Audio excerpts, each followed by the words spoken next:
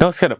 പുതിയ പാർട്ടി രൂപീകരിച്ച് രാഷ്ട്രീയത്തിലേക്ക് പ്രവേശിച്ചതിന് പിന്നാലെയാണ് നടൻ വിജയ് നിരന്തരം വാർത്തകളിൽ നിറയുന്നത്.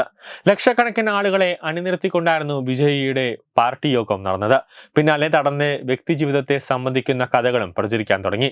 ഭാര്യ സംഗീതയുമായി നടൻ വേർപിരിഞ്ഞുവെന്നും പ്രമുഖ നടിയുമായി ബന്ധമുണ്ട് എന്ന് തുടങ്ങിയ അഭ്യൂഹങ്ങൾ നിരന്തരം വന്നുകൊണ്ടിരുന്നു. നടി തൃഷയുടെ പേരുകൂടി ചേർത്താണ് പുതിയ കഥകൾ വന്നത്.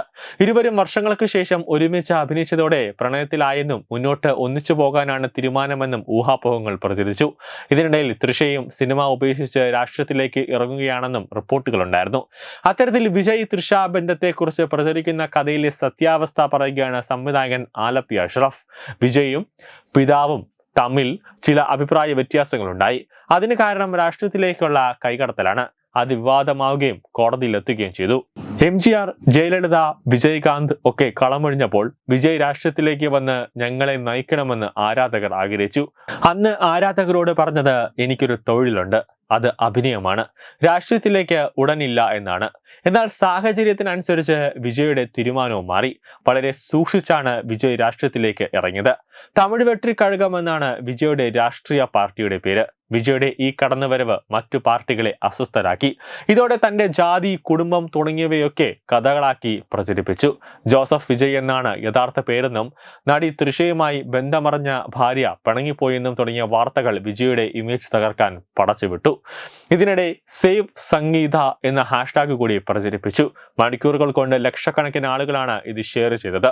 തൃഷ മദ്യപിച്ച് വിജയുടെ വീടിന് മുന്നിൽ വന്ന് നൃത്തം ചെയ്തുവെന്നും തൃഷയെ തോഴിയായി വിജയ് കൂടെ കൂട്ടുമെന്നും പാർട്ടിയുടെ പേര് TVK എന്നത് തൃഷ വിജയ് കഴകം എന്നാണെന്നും ആക്ഷേപിച്ചു.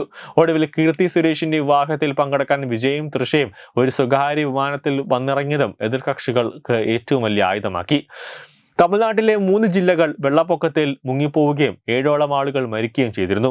അവിടെ സന്ദർശനം നടത്താതെ കീർത്തി സുരേഷിന്റെ വിവാഹത്തിനായി ഗോവയിലേക്ക് തൃഷയും കൂടെ വിജയും പോയത് വിവാദങ്ങൾ ആളിക്കത്തിച്ചു. അഥവാ കല്യാണത്തിന് പോകണമെങ്കിൽ എന്തുകൊണ്ട് ഭാര്യയെ കൂട്ടി പോയില്ല? ഉത്തരവാദിത്തമുള്ള രാഷ്ട്രീയ നേതാവിന് ചേരുന്ന പണിയല്ല ഇതെന്നും ആരോപിക്കപ്പെട്ടു. ഇത്തരം നിറം പിടിപ്പിച്ച ഗോസിപ്പുകൾക്ക് തമിഴ്നാട്ടിൽ യാതൊരു പ്രാധാന്യവുമില്ല എന്നതാണ് സത്യം. വിജയ് രാഷ്ട്രീയത്തിൽ ശോഭിക്കുമെന്നതാണ് കോടിക്കണക്കിന് ആളുകൾ വിശ്വസിക്കുന്നത്. ഭരണത്തിൽ കയറാൻ സാധിച്ചില്ലെങ്കിലും കുറച്ച് സീറ്റുകൾ പിടിക്കാനെങ്കിലും അദ്ദേഹത്തിന് സാധിച്ചേക്കും.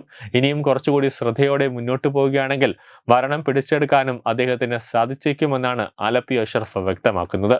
News desk reload.